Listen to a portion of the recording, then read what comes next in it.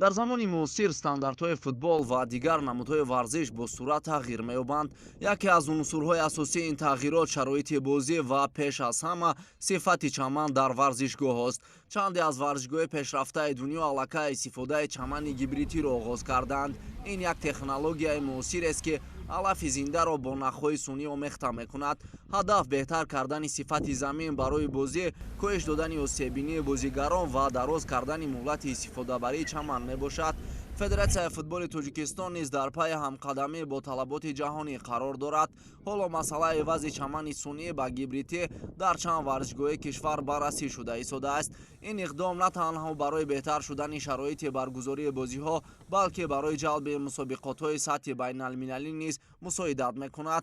дар ҳамин раванд роҳбарияти федератсияи футболи Тоҷикистон варзишгоҳи марказии шаҳри Ҳисорро, ки чамани сунъӣ дошт, бо чамани гибридӣ иваз намуд.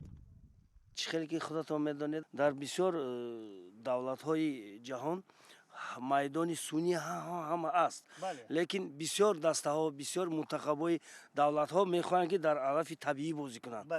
аз ҷиҳате ки дар ҷумҳурии мо барои гузарондани бозиҳои байналмилалӣ набудани ҳамихеле майдони табиӣ мушкили пеш меомад ва федератсияи футболи Тоҷикистон иқдом гирифтанд ки ҳамин майдони Ҳисорро майдони гибрид, яъне табиӣ кунем. ва чӣ хеле ки шоҳид ҳастед, ин майдон аллакай ду бозӣ гузашт, дастаи барқчӣ дар инҷо бозӣ карданд ва чӣ хеле ки мо пурсупӯш аз футболистҳо мураббиё кардем, ҳамаи онҳо аз ин майдон розӣ ҳастанд. нави чамани гибридӣ яке аз беҳтарин ва мӯътадилтарин шаклҳои замини бозӣ ба ҳисоб меравад ва дар варзишгоҳи касбии Аврупо васеъ истифода мешавад.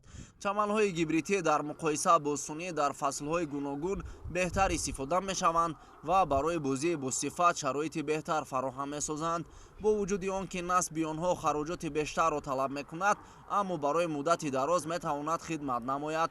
дар баробари мутобиқ намудани чамани варзишгоҳ ба сатҳи байналмилалӣ, инчунин атрофи варзишгоҳ, ҷои нишасти мухлисон ва меҳмонон, инчунин утоқҳои либосивазкунӣ низ пурра таъмир шудаанд.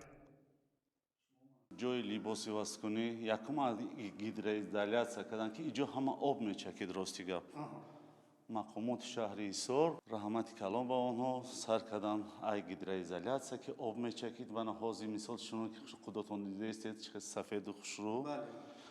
ин утоқҳое ки либосивазкунӣ 4 дорем. 2 тарафи мисол ғарбу шарқ. бале ман инҷо ҷое ки ҷои душивой, инҷо ҳама рангу бор карда, ҳама иваз карда шудааст. системаи сантехникию ҳама чӯ иваз карда шудагӣ. аллакай варзишгоҳи марказии шаҳри Ҳисор барои баргузории бозиҳои сатҳи баланд пурра омода аст. дар ин варзишгоҳ тими барқчии шаҳри Ҳисор бозиҳои хонагии хешро дар лигаи олӣ доир мекунад. пас аз пурра омода шудан ва аз комиссияи сатҳи байналмилалӣ гузаштани чамани варзишгоҳ, аллакай ин тими шаҳри Ҳисор ду вохӯрии хешро дар ин майдон бар муқобили дастаҳои ҳулбуки ноҳияи восеъ ва истиқлоли шаҳри Душанбе баргузор намуд.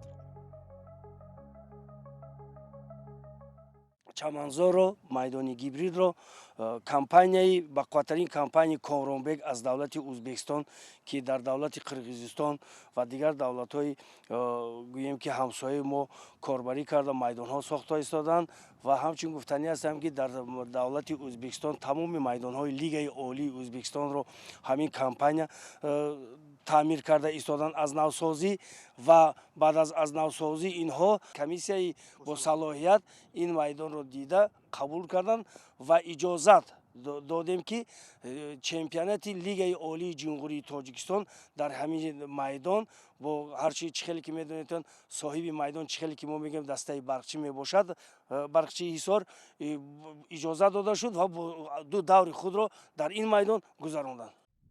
интизор меравад ки дар оянда якчанд варзишгоҳи кишвар бо чаманҳои гибридӣ ташхис дода шаванд. бо чунин иқдом Тоҷикистон бо талаботҳои ФИФА ва АФК наздик шуда, имкони баргузории мусобиқотҳои сатҳи олӣ, аз он ҷумла чемпионатҳои минтақавӣ, қоравӣ ва байналмилалиро пайдо мекунад.